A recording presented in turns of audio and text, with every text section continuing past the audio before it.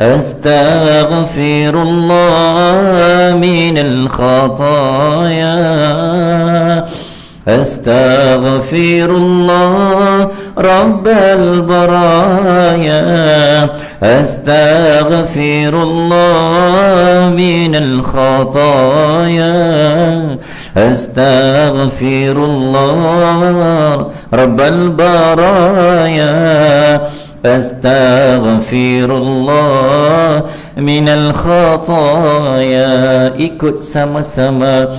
أستغفر الله رب البرايا أستغفر الله من الخطايا أستغفر الله رب البرايا أستغفر الله من الخطايا أستغفر الله رب البرايا أستغفر الله من الخطايا. Kami memohon ampun Tuhan penerima taubat. Kami memohon ampun dari segala dosa. Kami memohon ampun Tuhan penerima taubat. Kami memohon ampun dari segala dosa. Al-Fatihah. A'udzu billahi minasy syaithanir rajim. Bismillahirrahmanirrahim. Alhamdulillahi rabbil alamin. Ar-Rahmanir Rahim. Maliki yaumiddin. Iyyaka na'budu wa iyyaka nasta'in. Ihdinas siratal mustaqim. Siratal ladzina an'amta 'alaihim ghairil maghdubi 'alaihim waladdallin.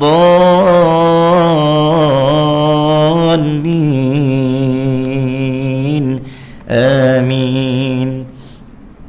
Bismillah, alhamdulillah, assalamualaikum warahmatullahi wabarakatuh. InsyaAllah kita mulakan dengan bacaan surah Al-Kahfi 10 ayat awal. InsyaAllah menjadi kelaziman kita, insyaAllah. Jadi setiap kali kuliah saya, kita mulakan dengan bacaan surah Al-Kahfi ayat 1 hingga 10. Boleh manfaatkan scroll phone, scroll, swipe and select. Okay, guna phone, guna dunia untuk akhirat, InsyaAllah. Kalau siapa rajin boleh pegang Quran. Siapa tak apa nak rajin, nampak macam tak apa nak rajin. Baik-baik. Ada dah. Macam tu. Nak satu. Okey. Alah, comelnya sesam macam ustaz. Sweet sangat. Okey, alhamdulillah. Masya Allah, banyaklah pahala siapa yang buat ni daripada Musalla Ustaz Musalla Salam Al-Farisi, jiran kita SK Jelutung. Okey, insya-Allah. Bismillahirrahmanirrahim. Alhamdulillahilladzi anzala ala 'abdihi al-kitaba wa lam yaj'al lahu 'iwaja qayyiman liyundhira ba'san shadidan min ladunhu wa yubashshiral mu'minin الذين يعملون الصالحات أن لهم أجرا حسنا ماكثين فيه أبدا وينذر الذين قالوا اتخذ الله ولدا ما لهم به من علم ولا لآبائهم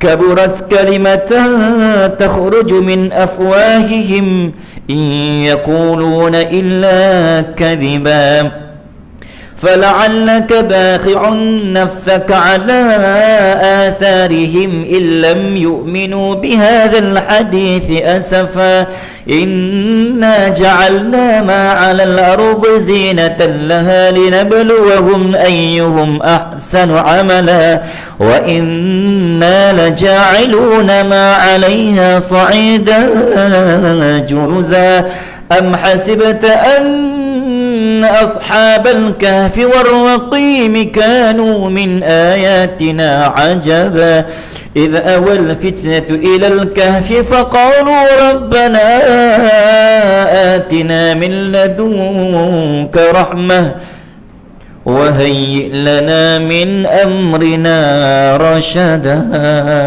صدق الله العظيم الحمد لله قال النبي قال رسول الله صلى الله عليه وسلم من قرأ ataupun man hafaza min suratul kahfi 10 ayat min suratul kahfi usima min fitnatid dajjal. Barang siapa yang membaca dan juga menghafaz, insyaallah baca dan hafaz mana-mana ayat 10 ayat min suratul kahfi daripada surah al-kahfi. Al-kahfi ni maksudnya apa? Gua. Sallallahu alaihi Muhammad, siapa yang baca surah gua ni, Allah kata, Nabi kata, dia akan selamat terdinding dan didinding dari sebarang virus yang paling sihir di dunia, virus yang paling dahsyat, virus yang paling tak boleh selamat, virus yang paling pandemik, virus yang paling mencengkam, virus yang tak ada tempat yang dia tak akan masuk kecuali Mekah dan Madinah, iaitu min fitnatil dajjal. Usima min fitnatil dajjal. Maka alhamdulillah dengan asbab, dengan adanya bacaan surah Al-Kahfi ni, maka kita dah pagar dah. Okey, saya alhamdulillah kita dah pagar dah malam ni, pagar siapa yang ada dalam masjid ni, maka insya-Allah dia selamat. Tuan-tuan muslimin dan muslimat, sebagaimana yang saya sebutkan tadi, surah Al-Kahfi ni adalah surah kahfi, maksudnya gua. Dalam bahasa Arab disebut Al-Kahfi, dalam in English disebut kif. Al-Kahfi, kif, bunyi hampir sama, maksud dia serupa. When we are talking about kif, when we are mentioning about Al-Kahfi, bila kita sebut tentang gua, apa yang kita bayangkan? Kita terbayangkan keras, dinding, tembok, benteng. Ini bukan penjara, okey? Penjara lah, umpama penjara. Sallallahu alaihi Muhammad. Okey? Sebut pasal penjara, takziah diucapkan seluruh warga Pulau Pinang. Okey? Hari ni berapa? 141.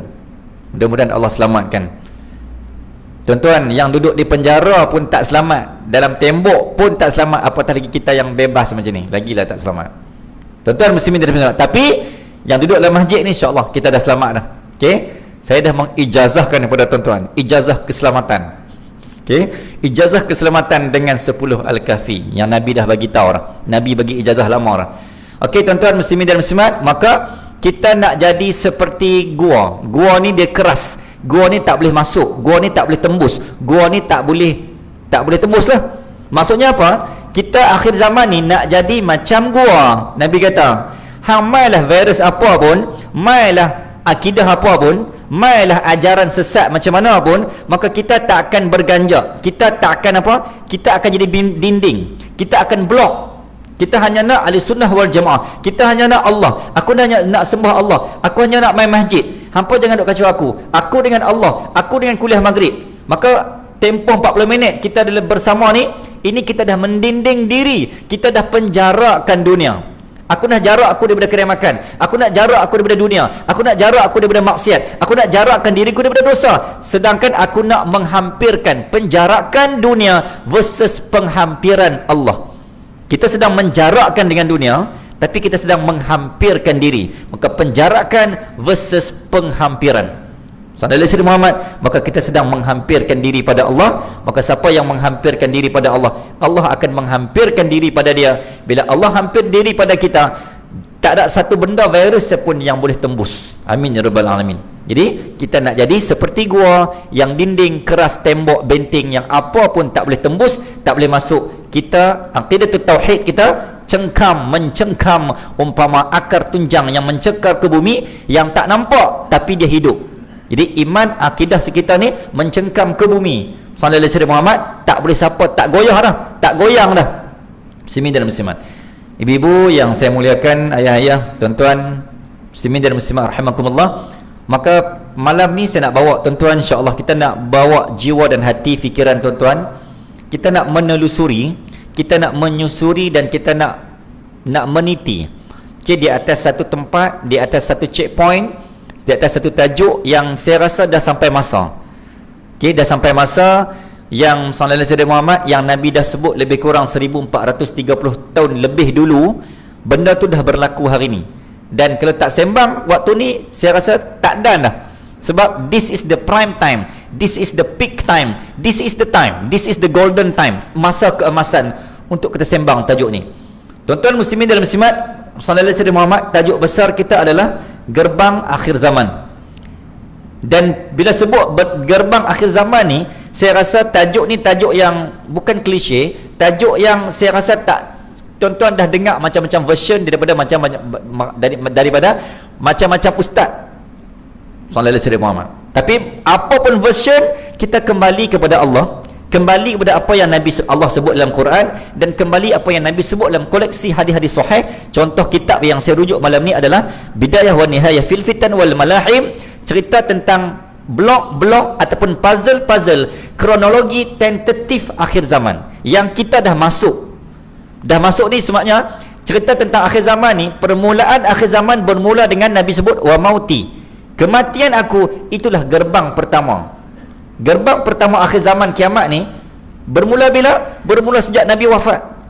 So sebenarnya kita dah masuk gerbang akhir zaman ni 1431 tahun dulu. Nabi wafat 10 Hijrah, 11 Hijrah.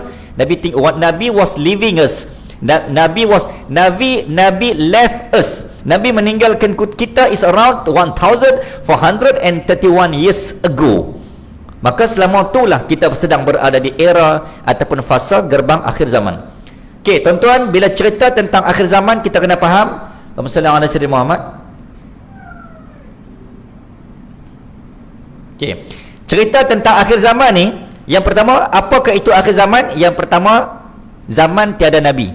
Okey, itu ciri-ciri, the characteristic, maksud akhir zaman ni apa?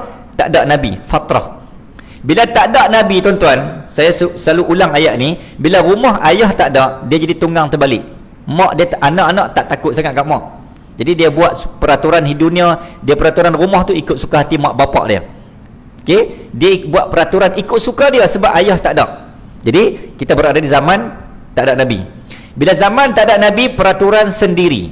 Bila peraturan sendiri, dia against, dia bercanggah dengan peraturan Allah di muka bumi. Maka bila bercanggah, tuan-tuan muslimin dan muslimat, jadilah apa yang berlaku hari ini. So apa yang kita lalui hari ini sebenarnya adalah akibat daripada kita buat peraturan sendiri. Sebab apa peraturan sendiri? Sebab kita tak ada ayah. Sebab apa tidak ada ayah? Sebab Islam kini yatim piatu, tak berayah, tak beribu. Nabi tinggal kita. Jadi lah ni nak patah balik, apa benda yang kita kena buat, what should we do and what must we do, supaya kita ikut apa yang Nabi tinggal. Nabi kata apa? Aku tahu, aku risau, aku bimbang, aku nak tinggal hampa ni, aku takut hampa akan ikut benda yang bukan aku buat. Hampa akan ikut benda yang bukan yang aku suruh. Sallallahu alaihi wasallam Muhammad. Sebab itulah hadis Nabi kata apa? Akhir zaman kita akan berpecah kepada 73 golongan. Yang Nabi kata yang sampai hanya satu jalan. Kita hanya nak ikut Ahlussunnah wal Jamaah. Tuan-tuan muslimin dan muslimat. Okey, kita masuk tuan-tuan sikit-sikit insya-Allah. Tajuk ni insya-Allah kita akan bersiri lah. Lagi mana Dajjal tak keluar, kita akan sembang tajuk ni. Memang dia akan panjang. Muslimin dan muslimat. Okey, final signal, isyarat akhir gerbang akhir zaman yang disebut oleh kitab Al-Fitan karangan Syekh Nu'aim bin Hamad ataupun Ibnu Katsir yang menukilkan koleksi kompilasi ataupun koleksi hadis-hadis sahih cerita tentang gerbang akhir zaman ni, tuan-tuan. Maka zaman ni zaman apa? Tadi kita sebut dah tadi, zaman tak ada Nabi. Bila zaman tak ada Nabi, orang mula buat peraturan sendiri. Bila buat peraturan sendiri, dia bercanggah dengan peraturan Allah di bumi. Bila bercanggah dengan peraturan Allah di bumi, maka lahirlah konflik, peperangan, bencana, balak dan seumpamanya. Tuan-tuan muslimin dan muslimat, ulama membahagikan, tuan-tuan, Allah buat khulid dunia. Dunia ni Allah cipta ada dua tujuan. Kita kena faham. Kita nak buat rumah, kita nak beli rumah, kita kena kenal dulu tapak tu tapak air, tapak sungai ke, mudah banjir ke, mudah ribut ke. Nak beli rumah dia tak sembarang beli. Kita kena ambil tahu dulu latar belakang tapak, taman, rumah tu, tanah tu jenis apa? Tanah sungai, tanah bukit, tanah sawah, supaya kita nak duduk lama. Betul tak, tuan-tuan? Security kita study dulu latar belakang tapak rumah sebelum kita beli rumah. Jadi dunia ni tuan-tuan, kita nak hidup, kita kena tahu dulu latar belakang dunia, tapak dunia ni dia untuk apa, dia latar belakang dia apa tuan-tuan. Maka ulama kata apa, dunia ni dia ada dua tujuan Allah buat. Yang pertama disebut makanul ibadah. Maksudnya apa? Makan tu tempat. Okey, makanul ibadah, tempat untuk kita sujud, tempat untuk kita ikut, tempat untuk kita akur, tempat untuk kita patuh, tempat untuk kita taat, tempat untuk kita sembah, tempat untuk kita follow, subscribe, like and share apa yang Allah dan malaikat buat. So we are the subscribers of Allah, we are the likers of Allah and malaikat sallallahu alaihi wasallam. Okey, maka itu disebut sebagai apa tadi? Disebut sebagai makanul ibadah, buat apa yang Allah suruh. Okey, wa ma khalaqtul jinna wal ins illa liya'budun. Kita hanya menumpang. Bila menumpang, ikut peraturan tuan rumah. Satu. Yang kedua, makanul musibah. Allah buat dunia ni tujuan untuk apa? Untuk aku uji. Musibah, untuk aku uji.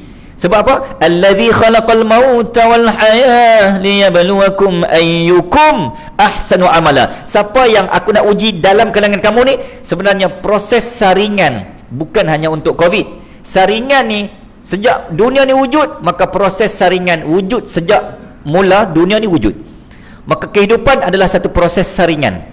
Disaring sebab tu tuan-tuan muslimin dan muslimat, yang 73 golongan tadi disaring yang Allah terima, yang Nabi terima hanya satu golongan, Ahlus Sunnah wal Jamaah. Proses saringan umat. Kalau tak ada saringan, tak adalah neraka. Kan? Syurga dan neraka Allah saring dulu. Saring. Sallallahu alaihi wasallam. Muslimin dan muslimat, Allah saring dengan solat, Allah saring dengan puasa, Allah saring dengan zakat, Allah saring dengan haji. Tak semua orang boleh buat. Allah saring dengan solat subuh, tak ramai yang boleh bangkit. Di proses saringan tu tuan-tuan, bila saringan tu hanya sikit, golongan yang qalilan, itu yang Allah nak terima. Jadi hidup adalah salah satu proses saringan untuk mengikut apa yang aku nak, apa yang aku minta, apa yang aku suka. Hidup kita tiga benda kena pegang. Hiduplah berdasarkan apa yang Allah suka, Allah minta, Allah redha. Jangan hidup berdasarkan apa yang manusia minta, manusia suka, manusia redha. Kita akan sakit kepala, kita akan tension. Tuan-tuan rasa saya sempat sakit kepala? Memang. Anda rasa saya sempat sakit kepala? Kita akan sempat sakit kepala kalau kita hidup berdasarkan apa yang manusia minta, manusia suka, manusia redha. Sebab manusia takkan pernah suka, takkan pernah redha, takkan pernah minta. Contoh, pilih baju.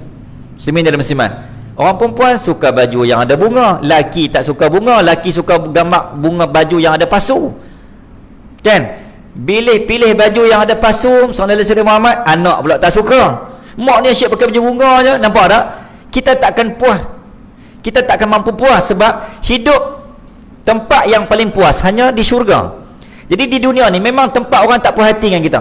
Tempat di dunia ni memang orang takkan mampu puaskan hati semua orang, dan orang takkan puas hati dengan kita sebab kepuasan hanya akan didapat di syurga. Sallallahu alaihi wasallam Muhammad. Tuan-tuan, ibu dan ayah, muslimin dan muslimat. Okey, jadi konflik, peperangan, bencana. Okey, muslimin dan muslimat, rujukan saya malam ni adalah surah Al-Isra ayat 4 hingga 8, kitab Nihayah fil Fitan wal Malahim, Bidayah wan Nihayah fil Fitan karangan Ibnu Katsir, kitab Al-Fitan Khuruj Al-Mahdi Nu'aim bin Hamad, Sahih Al-Bukhari, kitab 40 hadis akhir zaman Tuan Guru Syekh Ahmad Fahmi Zamzam Al-Banjari An-Nadwi Al-Maliki. Yang ni kena cerita dulu. Ini saya secure, saya siap. Sebab ustaz-ustaz hari ni hati-hati, setiap bicara yang terlafaz silap sikit saja memang kena masuk penjara. Okey, dia kecam tu 1000 tahun punya kecam, tak habis. Silap sikit je pun. Okey, sallallahu alaihi wasallam Muhammad. Hak nak kecam hak ustaz tu tersilap tu, hanya dia tersilap dalam tempoh 5 saat. Mungkin ustaz tersilap sebut bacaan, tersilap baca ke apa kan. Hak nak kecam, hak orang nak kecam bawah tu 300 grup. Hak ustaz dia bertaubat habis dah, Allah terima dah taubat ustaz tu, tersilap. Hak yang bawah ni 300 komen, 300 grup berlawan tak habis lagi, pecah habis. Left group habis. Tuan-tuan muslimin dan muslimat, nampak tak? Itu pun sebenarnya salah satu ciri-ciri akhir zaman. Saya sebut, saya siap. Sallallahu alaihi wasallam Muhammad adalah bila munculnya kathiratul aqlam. Maksudnya tuan-tuan akan jumpa satu tajuk yang Nabi kata apa? Takkan la taqumus saah, takkan sampai kiamat sehingga kamu akan sampai satu zaman ramainya kathiratul aqlam, ramainya penulis-penulis yang tak bertauliah. Sallallahu alaihi wasallam Muhammad. Maksudnya apa? Hak berkelai FB, berkelai IG, jenis ni lah. Komen-komen ikut suka hati mak bapak dia, ikut nafsu. Ada ustaz ni tak kena dengan test dia, dia kecam lah. Ada ustaz ni yang kena test dengan test dia puji melambung pula. Sebab apa? Kathiratul aqlam. Sampai dah zaman tu, zaman penulis tak bertauliah. Sallallahu alaihi Muhammad. Okey, zaman macam kita lah kan. Bila dapat je kes tu, semua berebut nak jadi orang pertama yang bagi tahu kes hari ni berapa. Berebutlah sampai jam handset tu. Okey, jam terus. Tuan-tuan ibu dan ayah, semua pakai nak jadi staf KKM. Semua pakai nak jadi Kementerian Kesihatan Malaysia. Bagi KKM sudahlah buat laporan rasmi. Okey, tuan-tuan ibu dan ayah. Okey, fasa akhir zaman Muslimin dan Muslimat dibahagikan kepada 3 fasa utama. The three main components dalam tajuk akhir zaman. Yang pertama sebelum Dajjal, yang kedua semasa current, semasa Dajjal, yang ketiga wa ba'da Dajjal, khuruj Dajjal, lepas keluarnya Dajjal. Okey, yang pastinya tuan-tuan, 1 dan 2, kalau tanya saya merujuk kepada ustaz-ustaz eskatologi dan ulama-ulama akhir zaman yang banyak membincangkan hadis akhir zaman, saya berani mengatakan bahawa kita sedang berada di fasa yang kedua. Okey, saya berani mengatakan, okey, sallallahu alaihi Muhammad, fasa yang kedua. Sebab apa? Sebab ini yang kita kena mengaji ni. Kita akan tengok apa dalil dan bukti yang mengatakan, saya berani mengatakan kita sedang berada di fasa yang kedua. Muslimin dan Muslimat. Okey, dia kena bagi suspense sikit. Okey, sallallahu alaihi Muhammad. Antara tanda dan peristiwa akhir zaman, okey, yang ni yang kita ulang kaji balik yang saya sebut awal tadi, zaman fatrah, zaman yang tak ada nabi. Tuan-tuan, kita ulang kaji selalu. Okey, saya suka mengulangi benda ni sebab manusia memang suka pelupa. Quran pun dia ada tasmi', kan, dia ada orang mengulang sebab dia tak melekat. Jadi ilmu ni kadang-kadang ada berlaku pengulangan. Tahap mengaji dia ada pembacaan, pengulangan, pengukuhan. Tu konsep pembelajaran. Dia tak boleh baca, dia tak boleh dengar je. Pembacaan, pendengaran, pengukuhan, sallallahu alaihi Muhammad, pengulangan, pengukuhan. Tu dia punya darjat ataupun kita panggil level-level mengaji. Jadi kalau kita pernah dengar benda yang ustaz ulang, tuan-tuan anggap itu pengukuhan. Pengulangan untuk pengukuhan. Boleh tuan-tuan? Okey. Apa yang disebut zaman fatrah, zaman yang tak ada nabi. Contoh yang saya sebut hari itu, zaman antara Nabi Idris dengan Nabi apa? Lepas Nabi Idris nama apa? Adam, Idris, Nuh. Okey. Punca kejadian segala pandemik pada zaman Nabi Nuh yang kita bincang panjang hari itu. Sebab apa? Sebab tak ada Nabi. Sebelum zaman Nabi Nuh tu tak ada Nabi. Bila sebab tu saya suka ulang ayat ni. Sebab bila zaman tak ada Nabi ni, dia rumah tangga kelam kelibut. Itu ayat tu. Kelam kabut. Dia ikut suka hati. Dia bila ikut suka hati tu yang jadi problem ni. Dia main apa yang kita lalui sebab kita suka hati. Sallallahu alaihi Muhammad. Tuan-tuan muslimin dan muslimat rahimakumullah. Okey, zaman fatrah, zaman yang tak ada Nabi ni, contoh yang paling dekat kita ambil zaman Nabi Isa AS ke Nabi kita. Nak muncul Nabi Muhammad tu tuan-tuan, yang boleh jadi berhala, macam-macam berhala, 360 berhala, Lata, Uzza, Hubal tu di Mekah tu. Sebab apa? Nak tunggu zaman Nabi Muhammad lahir tu sehingga bermula dengan Nabi Isa wafat 500 tahun lebih. Tuan-tuan bayang 500 tahun lebih. Ayah tinggal seminggu pun anak tunggang terbalik dah. Ni 500 tahun lebih Nabi Isa tinggal sebelum nak munculnya Nabi Muhammad sallallahu alaihi wasallam. Mau tak rosak umat? Tuan-tuan, betul tak? 500 tahun punya nikmat, hidup ikut suka hati dia, buat peraturan sendiri. Peperangan dan permusuhan bermaharjalela. Ni semua dipetik daripada hadis sahih. Saya ringkaskan, nak bagi matan dia panjang.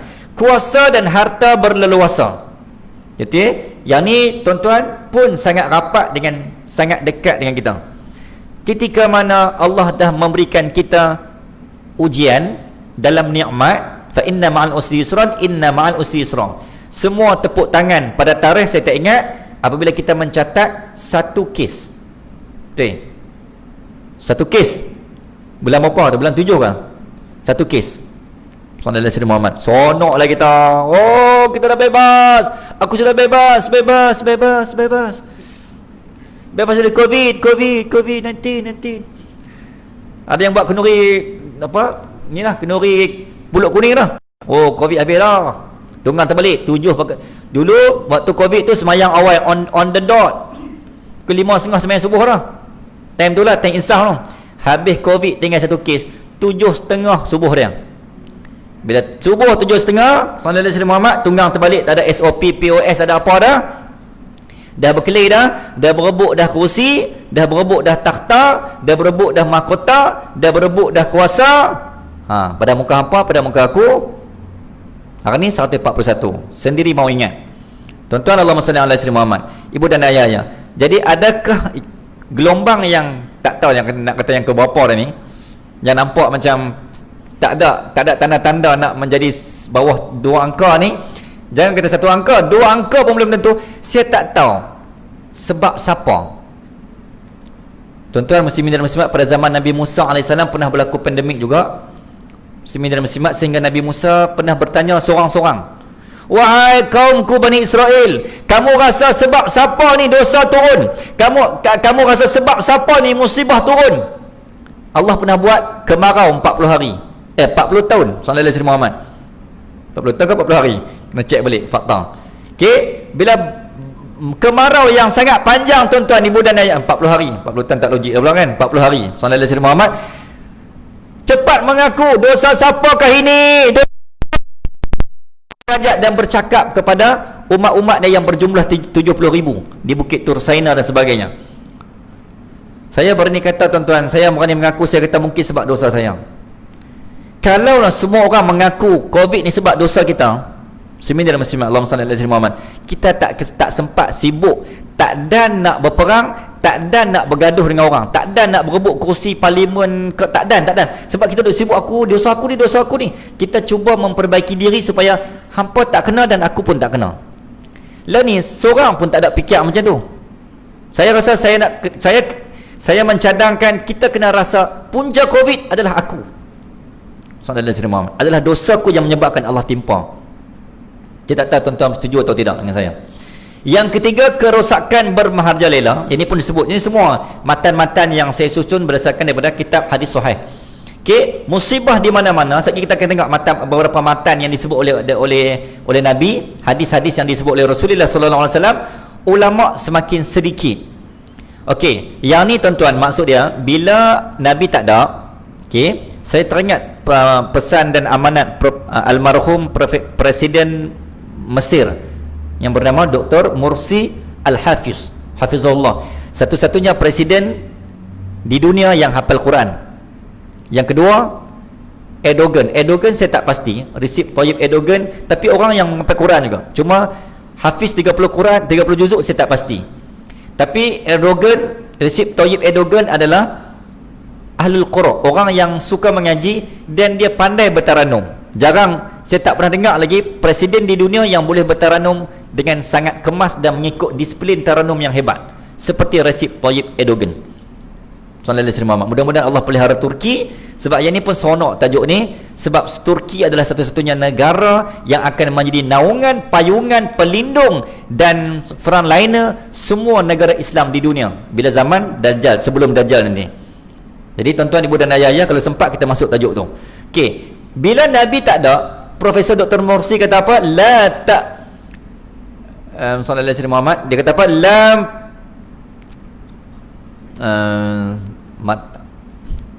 Usuda biladakum fatakulakum a'da kilabi a'daikum.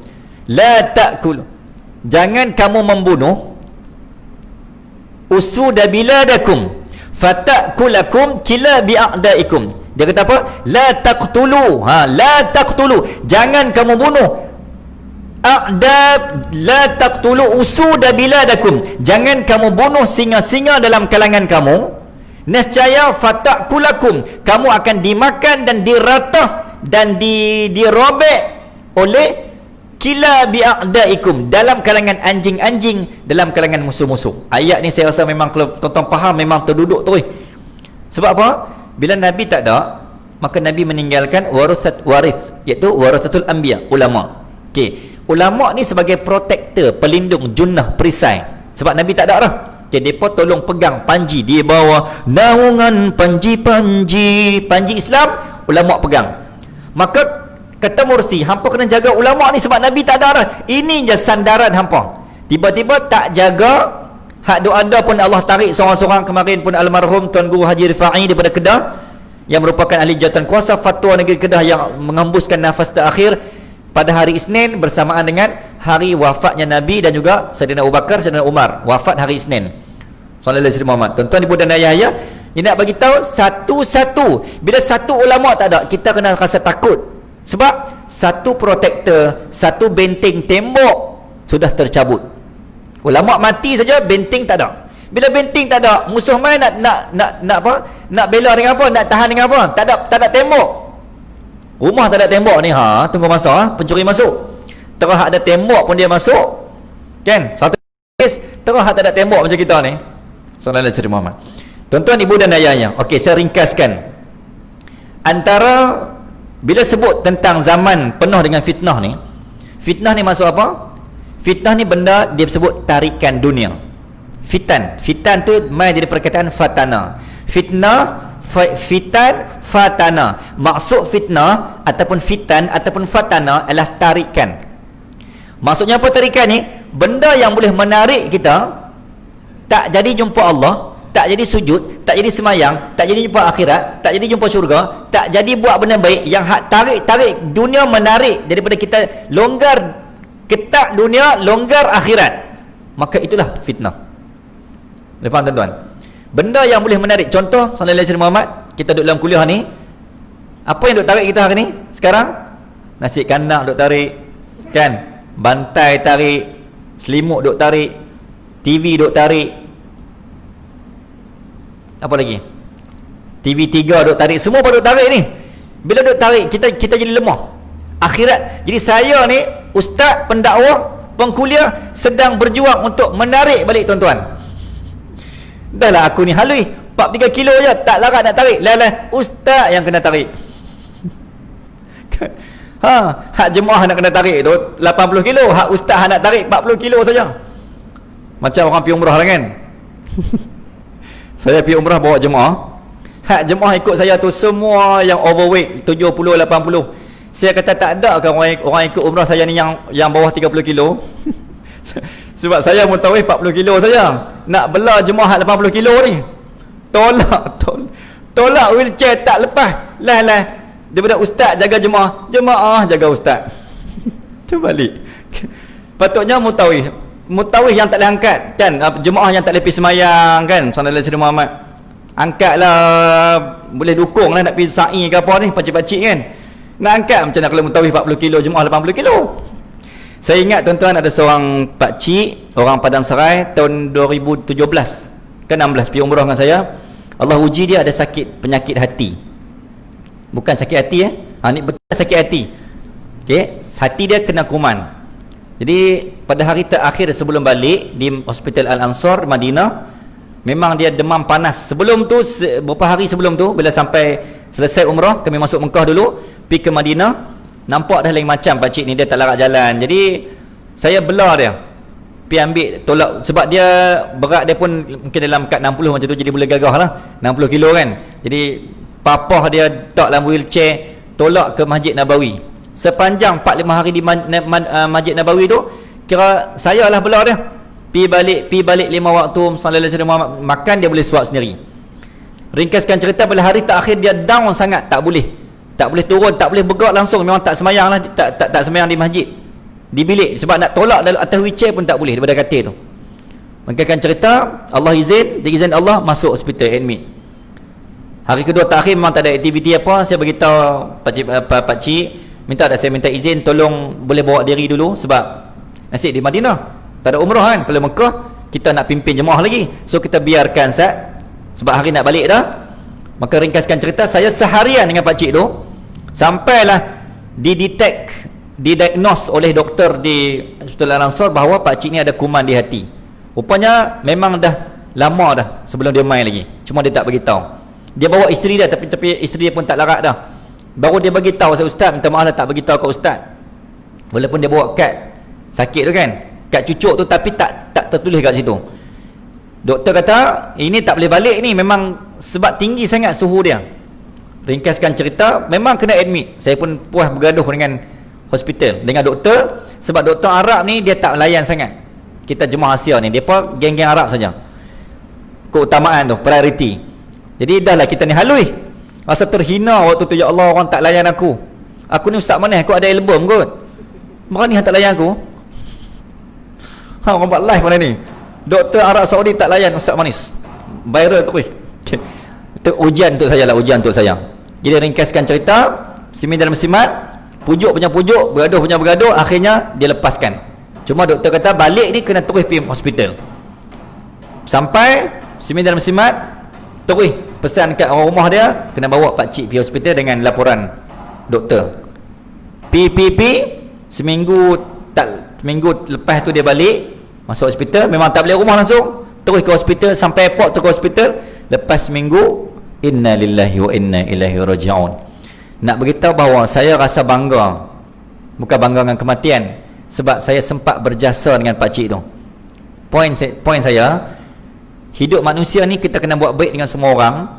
Okey, kan, kita baik ramai orang sayang, sebab kita tak tahu kita akan mati atas riba siapa. Kita, tuan-tuan, macam inilah jemaah kan, kita tak tahu, kita mungkin akan meninggal atas riba kawan orang sebelah. Orang hak kita bergaduh, orang hak kita benci, orang kita kecam, dia tu yang akan memandikan, memasukkan kita dalam pusara. Sallallahu alaihi Muhammad. Jangan pernah ada rasa benci, dendam dengan orang, sebab orang yang paling kita tak suka itulah orang tu yang akan menjadi harapan kita masuk syurga. Muslimin dalam Muslimat, saya banyak dah pengalaman yang Allah buat, orang meninggal atas riba saya, sedangkan adik-beradik saya sendiri, sedarah sedaging, tak pernah meninggal atas riba saya. Saya pangku daripada Malaysia sampai ke umrah sana, meninggal atas riba. Ustaz, saya tak tahulah apa yang tarbiyah yang Allah nak bagi tahu. Okey, kembali kepada tajuk kita, tuan-tuan.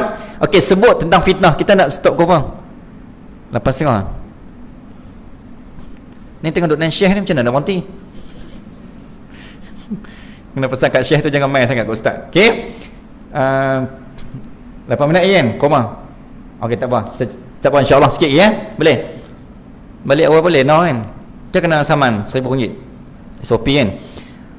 Okey, sekejap saya nak sebut juga pasal SOP ni kalau sempat. Okey, keadaan umat di penghujung setiap zaman. Okey, keadaan umat, tuan-tuan faham ayat ni keadaan umat tenat di penghujung setiap zaman. Ayat ni best. Okey, tuan-tuan, kita termasuk. Okey, kita termasuklah sebab kita akhir zaman, setiap zaman. Okey, bila setiap zaman, peralihan transisi dari nabi ke nabi. 124,000 nabi, 313 ataupun 315 orang rasul, perantaraan nak pergi ke Adam ke Idris, Idris ke Nuh, walaupun ada nabi-nabi, Nabi Syih dan sebagainya, saya tak sebut semualah. Okey, sallallahu alaihi Muhammad, Nabi Daud ke Sulaiman, kan, Musa ke Isa, Isa ke Nabi Muhammad. Perantaraan tu, hujung-hujung tu umat mesti problem. Sebab apa? Sebab apa, tuan-tuan? Poin yang saya sebut tadi, sebab nak pi ke keluar nabi baru tu, nabi hak sebelum tu tinggal lama. Boleh faham Jadi kita lagi lah, kita paling lama sebab kita last, final. Kita adalah tak ada nabi selepas kita. Kalau ditakdirkan kita hidup pada zaman Nabi Isa, kita teruk juga, tapi at the last Nabi Muhammad akan muncul. Cantik baliklah, bumi akan kembali naik balik rating Islam dia. Tapi kita ni hak merudum terus. Sebab apa? Nabi takkan ada dah selama-lamanya, abadan. Kita tutup bumi terus. Okey, tuan-tuan, ibu dan ayah ya, maka disebut kenapa tenat umat akhir zaman ni, tenat itulah fitnah, tarikan dunia tu kuat sangat. Okey, Nabi dah tak ada, maka payungan kenabian tu tak ada. Allah angkat separuh berkat. Bumi ni tak ubah berkat dah lah. Sebab apa? Nabi tak ada dah. Muslimin dalam Muslimat, maka krisis pengganti Nabi, okay, bila munculnya Khawarij, Syiah dan sebagainya, tuan-tuan, okay, saya nak beritahu apa ni, Nabi nak beritahu apa kat kita, pintu fitnah umat Islam yang boleh berlaku virus, yang boleh berlaku bergaduh kuasa, pengkhianatan dalam politik dan sebagainya. Okay, tuan-tuan, bunda dan ayah, sebab apa punca ni? Punca fitnah tarikan dunia kepada umat Islam akan jatuh, puncanya selepas after the death of Khalifah Sayyidina Umar Al-Khattab. Maksudnya apa, tuan-tuan? Khalifah Umar Al-Khattab adalah frontliner terhebat Islam selepas Nabi lah. Okay, manusia yang bukan hanya ditakut oleh ahli bumi, okay, yang dikenali oleh ahli langit, dan ditakuti oleh semua iblis laknatullah, iblis intonik, jin intonik, setan intonik, seluruh makhluk-makhluk yang jahat pun takut pada Saidina Umar, punya hebat, dia punya karakteristik, karakter karisma Saidina Umar ni. Bila orang yang paling ditakuti oleh semua musuh meninggal, apa jadi tuan-tuan? Ruang untuk Islam diserang terbuka luas. Maka pintu fitnah mula terbuka luas selepas kewafatan Saidina Umar Al-Khattab. Kita sedang dalam bahaya. Kita sedang dalam ancaman bahaya. Nabi sebut dah benda ni. Sebab itu kalau tuan-tuan tengok, selepas kewafatan dan kematian Saidina Umar Al-Khattab, semua pemimpin khalifah mati dibunuh. Itu pun salah satu bentuk fitnah. Tak ada yang mati baik, bukan semua mati baik. Maksudnya apa? Mati dalam keadaan elok. Tuan-tuan kena beza ayat saya, mati baik dengan mati elok. Elok ni maksudnya cara mati macam kita lah. Jangan silap faham. Macam kita silap sekali lagi memang viral tu. Okey, kematian sahabat semua syurga. Okey, kematian maksudnya cara kematian tak sempurna macam kita mati. Mati jatuh, mati kena racun, mati kena bunuh, mati kena tikam, mati yang teruk-teruk. Tapi syurga lah, semua ahli syurga, as-sabiqunal awwalun. Cuma the way of death, cara mati tu memang teruk, dahsyat, sakit. Sebab apa? Sebab Islam terbuka dah pintu fitnah. Selepas kewafatan Saidina Uthman mati dibunuh, Saidina Ali mati dibunuh, Hasan, Husain, peristiwa Karbala, bukan sekadar dibunuh, kepala dipancung. Nabi pun sallallahu alaihi wasallam ada pendapat mengatakan pernah diracun. Sebab Nabi adalah Nabi, maka Allah jaga Nabi. Kesan racun tetap ada, tapi cuma dia bertahan lama. Kalau orang lain punya kena racun yang Nabi kena, meninggal on the dot, on the spot. Sallallahu alaihi wasallam. Tuan-tuan ibu dan ayah, ya hati-hati, kita sedang diambang, bukan sedang, kita sedanglah diambang fitnah lama dah, sejak zaman fitnah Saidina Umar meninggalkan kita, maka Islam berada dalam keadaan bahaya. Allah sebut dalam Quran suratul Rum ayat ke-41, zaharul fasadu fil barri wal bahr bima kasabat aydin nas liyudhiqahum ba'da alladhi amilu la'allahum yarji'un. Telah timbul, surahul azim, kerosakan demi kerosakan dan bala bencana di darat dan di laut dengan sebab apa yang telah dilakukan oleh tangan manusia. Kita kena mengaku terus tuan-tuan. Kalau saya mengaku terus, tangan saya kena sebut macam tu, supaya kita sedar diri. Kita duk rasa orang lain salah, kita betul. Dan ni sebut betul. Sebab apa yang telah lakukan tangan kami, ya Allah, barulah rasa malu sikit. Rasa kita kena ada rasa. Tuan-tuan tahu tak, virus yang paling bahaya di dunia adalah apa dia? Virus yang paling bahaya di dunia sebenarnya adalah tak rasa bersalah bila buat salah. Oh, yang tu yang paling, bagi saya paling pancung lah. Dia buat salah, buat bodoh, muka tak salah. Sallallahu alaihi wasallam. Jadi kita ramai manusia akhir zaman yang macam tu. Virus yang tak salah, buat sabar benda salah tapi tak rasa salah. Termasuk saya. Sebab tu kita kena sebut ayat ni, oleh tangan manusia, tangan kita. Timbulnya yang demikian kerana Allah hendak merasakan mereka sebahagian daripada balasan perbuatan buruk yang mereka telah lakukan supaya mereka kembali, irja'i, come back to the Allah, to the religion, kembali pada Allah. Tuan-tuan ibu dan ayah, okey, apa yang saya sebut di awal tadi, apa maksud 4 benda ni? Azan, haji, umrah, 5 benda. Azan, haji, umrah, musibah, kematian. Okey, apa kaitan dengan musibah kita akhir zaman ni? Sebenarnya kita nak cerita bahawa poin besar dia, Allah sedang panggil. Allah buat musibah, Allah buat azan, Allah buat haji, Allah buat umrah, Allah buat Covid. Sallallahu alaihi wasallam, bukan Allah buat Covid, Allah mengizinkan Covid. Ini pun banyak perbahasan juga. Mungkin ciptaan manusia, tapi dengan izin Allah. Walaupun Covid mungkin dicipta oleh sihir, dicipta oleh Yahudi, mungkin dicipta oleh tangan manusia, tetapi kalau Allah kata tak izin, tak boleh. Tuan-tuan ibu dan ayah, kematian pun Allah panggil. Hidup kita ni tuan-tuan ada 2 jenis balasan. Satu balasan langsung daripada Allah. Allah pam bagi aksiden, pam duit hilang, pam bini hilang. Kan, laki hilang tak apa lagi, bini hilang ni memang problem. Betul tak? Bini hilang ni problem selagi mana tak jumpa bini baru. Macam setuju je? Orang perempuan na'udzubillah, orang lelaki amin alhamdulillah. Nampak tak beza tu cara doa tu. Tuan-tuan muslimin dan muslimat rahimakumullah. Okey, balasan dia ada dua. Satu yang langsung daripada Allah. Allah ketepam atas timpa tu. Bumi terbalik, halilintar macam zaman-zaman dulu kan. Laut terbelah, itu direct. Balasan yang kedua, yang ni yang kita zaman kita. Melalui manusia. Orang tak suka, orang kecam, orang bunuh, virus ciptaan manusia. Semua ni adalah balasan Allah pada kita, tapi melalui tangan manusia. Sama macam umat Nabi Musa AS, Allah buat virus yang paling teruk ketika itu adalah yang bernama Fir'aun. Fir'aun ni kira virus cuma dia dalam bentuk jasad manusia. Corona virus, tapi tak nampak jasad tu. Apakah saiz corona? 0.00001. Kita buat tu supaya nampak sikit sebelum nak berakhir ni. Sallallahu alaihi wasallam Muhammad, virus. Okey, size virus edit tu. Ada tak orang buat kuliah sambil edit macam ni? Aku seorang lah, tak ada lah. Sambil kuliah, sambil type size virus. Tu dia on the spot tu. 0 point. Ini fakta saya dapat daripada KKM. 8 1 2 3 4 5 6 7 8. Betul ya? Salah lagi jenuh aku. Okey. Size virus corona.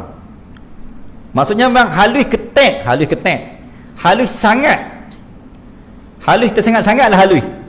Okey, sallallahu alaihi Muhammad. 0.00. Ni size virus yang diberikan oleh KKM, size virus corona. Nak beritahu memang tak nampak muslimin dan muslimat. Okey, memang tak nampak.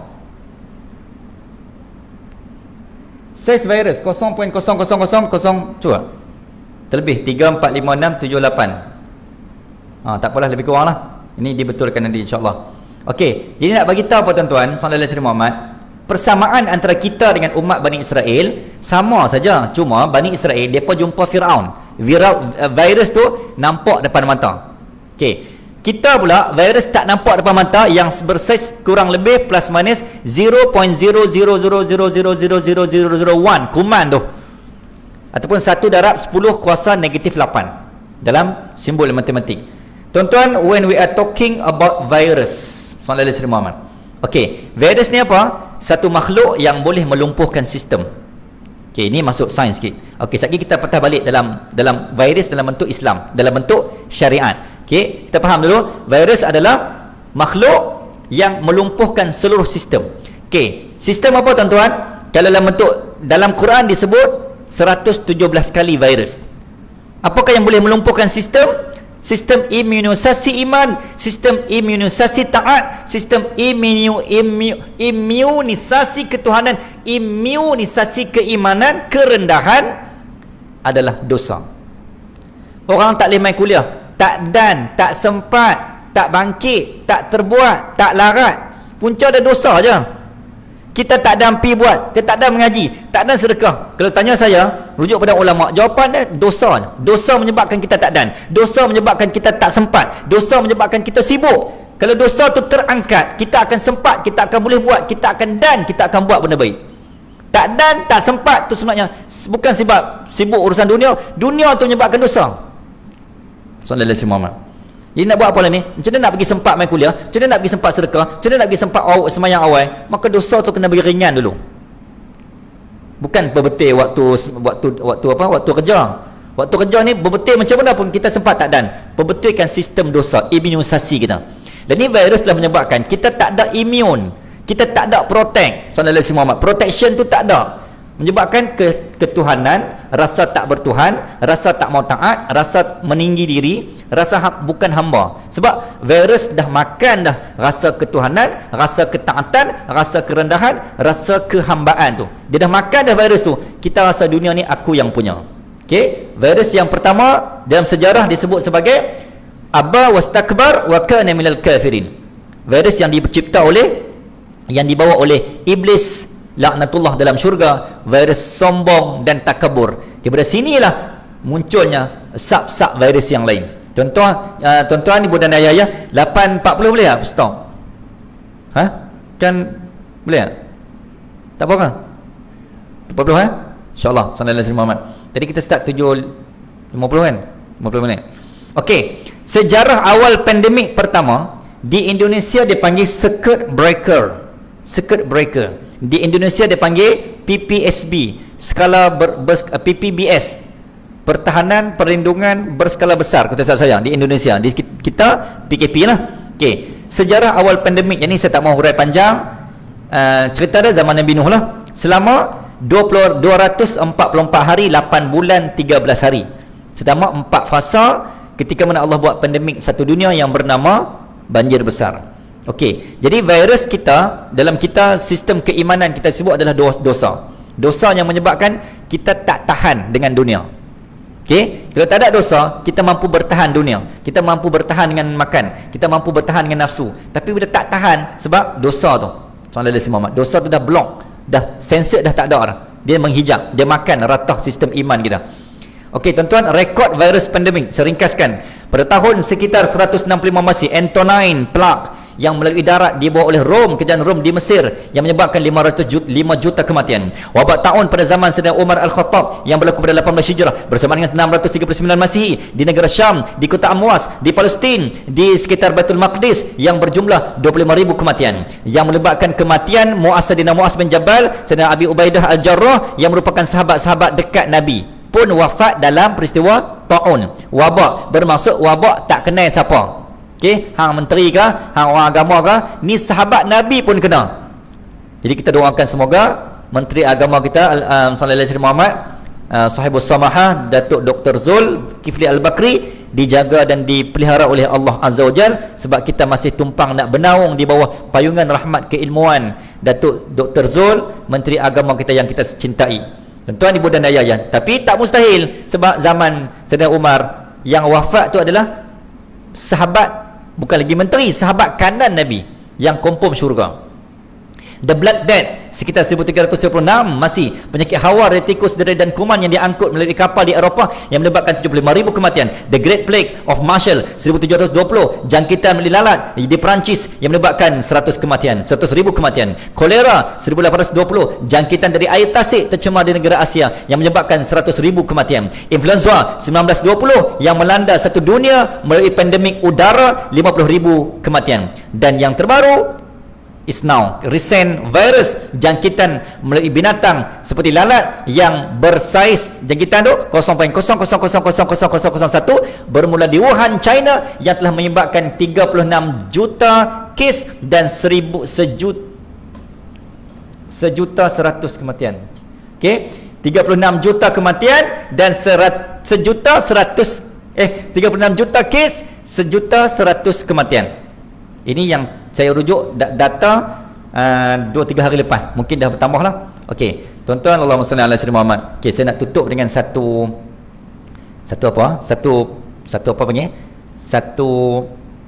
kita nak fikir bersama tuan-tuan, kita nak muhasabah Ustaz. Sebenarnya bila sebut sallallahu alaihi wasallam fitnah ni, antara fitnah yang saya nampak, yang saya rujuk lah, yang saya kaji-kaji, jom kita duduk Ustaz, tuan-tuan, kita fikir Ustaz. Kenapa kita dah cantik dah satu kes, tiba-tiba main gelombang kedua ni dia macam tak boleh turun. Okey, saya pun merujuklah kepada beberapa orang, Syekh Imran Hussein, beberapa tok guru yang ada kasyaf ni, yang ada tasawuf, yang boleh menilai mungkin wali-wali Allah. Sebabnya apa benda yang Allah nak bagi tahu kat kita, mungkin yang kita tak tahu benda apa. Okey, saya kalau cemang tajuk ni memang sangat takut sebab ada fakta-fakta yang saya dapat ni memang nampak jelas depan mata, yang mungkin tak sempat nak kongsi malam ni lah. Okey, antaranya tuan-tuan muslimin dan muslimat, bila sallallahu alaihi wasallam Muhammad, okey, punca Islam ni nak jatuh. Okey, kita fakta macam ni tuan-tuan, Islam kuasai bumi selama 1315 tahun. Itu kita bincang panjang dah hari tu, sejak zaman Nabi. Lah ni musuh Islam tuan-tuan, ibu dan ayah, dia tak mau Islam ni conquer. Yahudi percaya bahawa akan munculnya the ultimate of salvation, akan munculnya Mesia, Dajjal dan sebagainya. Yang orang Kristian percaya akan turunnya Jesus kita, Nabi Allah Isa Al-Mahdi dan sebagainya sebelum Dajjal sallallahu alaihi wasallam. Tuan-tuan ibu dan ayah. Okey, lah ni bila musuh Islam tak mau bahawa Islam ni menguasai dan memimpin dunia, maka dia kena buat apa? Dia kena buat musuh negara Islam mesti down, negara Islam mesti lockdown, mesti lemah. So macam mana nak melemahkan sistem Islam? Maka Islam tak boleh dilemahkan dengan senjata. Dia tak boleh baling bom, dia tak boleh baling tembok, baling apa, baling lembing, tak boleh. Dia tak boleh, sebab Islam adalah satu agama bangsa di dunia yang paling hebat dalam berperang, bermain senjata. Itu sejarah membuktikan. So macam mana nak buat? Kena buat secara halus. Ini ulama yang mengkaji benda ni, tuan-tuan. Contoh, 3 kuasa dunia yang akan berperang akhir zaman. Ini sebut hadis akhir zaman, iaitu Yahudi, Kristian, Rom, Islam lah. 3 negara ni, tiga agama. Sallallahu alaihi wasallam, 3 bangsa. Okey, Rom ada 2 lah kan? Belah sini Rom Barat, Rom Timur, dan juga Yahudi dan Islam. So 3 agama lah, Yahudi, Kristian, Islam. Ini 3 agama terkuat dunia. Tuan-tuan, sejarah membuktikan bahawa manusia-manusia yang bukan Islam yang menguasai dunia ni, dia mai daripada keturunan Namrud. Ciri-ciri dia pernah mengisytiharkan dia adalah Tuhan. Satu hari, tuan-tuan, dia panggil Namrus, raja yang bertemu dengan Nabi Allah Ibrahim AS. Dia mengaku Tuhan. Bukan Fir'aun orang pertama, Namrus antara orang terawal menguasai dunia. Dia kata apa? Aku Tuhan. Nak tengok ada bukti aku Tuhan? Maka dia cuba membuat sihir satu dunia, pandemik, tuan-tuan. Sihir ciptaan Namrus. Dia buat apa? Dia panggil 2 orang. Nampak tengok? Seorang aku bunuh, seorang aku bagi hidup. Sallallahu alaihi wasallam. Okey, saya sebut ni, tuan-tuan cuba kaitkan dengan apa yang berlaku hari ni. Okey. Virus sihir yang dibuat oleh Namrus, dan dia sengaja menghidupkan orang tertentu, mematikan orang tertentu, termasuk rakyat negara dia. Sebab apa? Sebab rakyat negara akhir zaman nanti, bila masuk Malhamah Al-Kubra, perang dunia ketiga, penduduk bumi mesti diringankan, mesti dikurangkan, supaya bebanan perlawanan pertembungan akhir zaman nanti dia jadi ringan. Maka musuh-musuh Islam ni mesti dilemahkan. Nak lemah macam mana? Salah satu bentuk adalah virus mematikan sebahagian daripada penduduk bumi. Tuan-tuan jangan terus terima apa yang saya sebut ni sebagai betul. Tuan-tuan jangan terus percaya bahawa virus itu adalah sihir. Tapi tak mustahil dengan apa yang Nabi sebut dan kajian ulama. Cuma saya sebut balik, kalau betul-betul benda ni adalah virus, maka kita minta dia akan beredar lah. Tapi kalau andai kata dia adalah ciptaan manusia untuk melemahkan sistem-sistem Islam, nampak tak, tuan-tuan? Kita sedang dilumpuhkan. Okey, tuan-tuan, saya tulis kat sini kan, melemahkan sistem ibadah. Bila kita tak boleh semayang masjid, lumpuh sistem jemaah. Yang kedua, kita mai jemaah pun kita tak boleh dalam berdekat. Bila tak boleh berdekat, apa yang berlaku? Hati manusia sedang dipisahkan. Kesan ni, tuan-tuan, kita sedang berpecah hati kita. Contoh kolah. Tuan-tuan, kolah ni, tuan-tuan ada satu kisah. Saya nak tutup pertemuan kita malam ni. Ada satu kisah Sallallahu alaihi wasallam. Kolah tak boleh buat kan? SOP baru, semua kolah kena kering ayak dia. Apa kaitan kolah, kesan kolah dengan virus? Tuan-tuan, pada ni zaman kita ni, yang dicerita balik oleh tuan guru, saya tak ingat nama, Qadi di Padang Terap, dia cerita balik kat Syekh Zainul Asri. Saya bawa balik kat tuan-tuan. Ada seorang Siam, dia convert masuk Islam.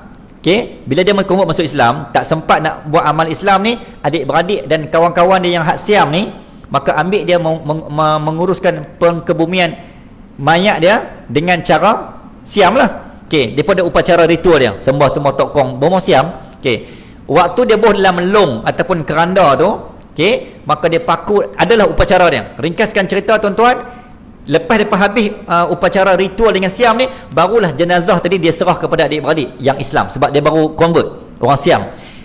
Syekh ni, kawan yang pergi ambil, terima jenazah dia nak pergi balik menguruskan, nak kebumikan cara Islam ni, pergi ambil jenazah tu, kereta dia bila bawa jenazah tu terasa sangatlah berat, sebab penangan bomo Siam. Dia pun ada ritual dia pun. Okay, jin dia ikut. Bila bomo Siam tu mengikut keranda dia balik, maka dia tak tahu nak buat apa. Dia rasa tak lemah untuk nak menguruskan jenazah ni. Telefon kepada Qadi Padang Terap ni, orang kampung saya juga. Bila Tok Qadi ni kata apa, hang jangan fikir banyak, hang cari kolah, hang mandi, insya-Allah akan hilang. 2 kolah lah, kolah 2, dengan syarat ayak kolah tu 2. Poin saya kat sini, tuan-tuan, ulama kata apa? Kolah ni, kenapa kita kena 2 kolah? Ayak mustakmal akan menjadi ayak mutlak 2 kolah. Sebab Allah buat sistem air dalam ibadah ni, tuan-tuan, dalam fiqah ni, bila kolah ni, dia boleh menghancurkan dan boleh memusnahkan semua jenis kuman. Tiba-tiba bila SOP baru, kolah tak boleh berfungsi, semayang kita jauh-jauh. Apa yang tuan-tuan faham? Sistem ibadah kita sedang dilemahkan. Bila sistem ibadah dilemahkan, sistem akidah kita tak percaya dah pada Allah, kita tak yakin dah pada hukum fiqh kita, ibadah makin lemah, akidah makin longgar, akhirnya this is the time Islam sedang di-attack. Jadi tuan-tuan kena baca bijak macam tu sallallahu alaihi Muhammad. Sebab tu kes makin meninggi ni, kenapa banyak yang hak mati tu semua orang kita. Okay, ini untuk untuk kita renung bersama. Okay, insya-Allah mudah-mudahan Allah berikan kita petunjuk apakah jawapan sebenarnya apa yang Allah nak beritahu kat kita dengan musibah ni. InsyaAllah kita akan bersambung dalam siri yang akan datang. Minta maaf salah silap. Mudah-mudahan Allah berikan saya dan tuan-tuan kekuatan untuk terus kita terus menjaga SOP, bukan kita anti SOP, tapi bukan hanya penjarakan dunia, tapi penjarakan dosa, penjarakan dunia, penghampiran dengan Allah Azza wa Jal. SOP dunia diutamakan, SOP Allah dan akhirat didahulukan. Ayat tu kena betul. Aku qaulu hadza wa astaghfirullahal azim li wa lakum wa billahi taufiqul hidayah. Assalamualaikum warahmatullahi wabarakatuh. Bismillahirrahmanirrahim. Allahumma inna nas'aluka 'ilman nafi'a wa 'amalan shalihan mutaqabbala wa rizqan wasi'an wa halalan thayyiban bi rahmatika ya arhamar rahimin.